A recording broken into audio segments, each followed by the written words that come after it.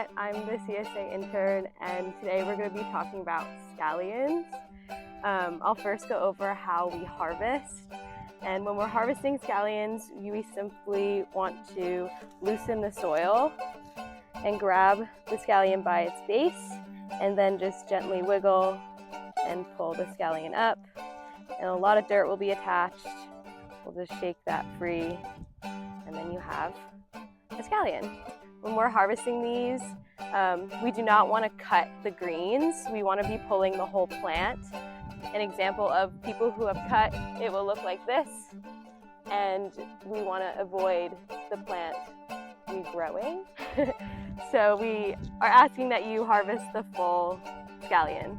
If you're looking for just onion greens, just as like a garnish, we grow chives in the bed 40 in our perennial herb bed, and that's a beautiful alternative if you're just looking for a garnish.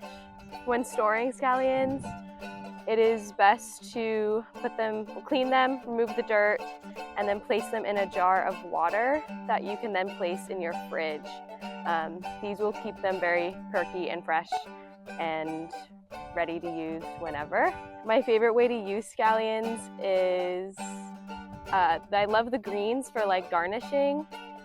They're a great topping to anything. Anything you want a little onion crunch to. The bottom of the scallion is going to be a much more pungent flavor than the greens. So they're great to saute with, or even if you want a more pungent onion flavor in like a salad, which is something I love to do. Or also even, I love using the bottoms in like a quick pickle. Like with our radishes, I love doing radish, a little lime juice, scallions, and cilantro, and that's a beautiful little side salad for a dish. Thank you, bye.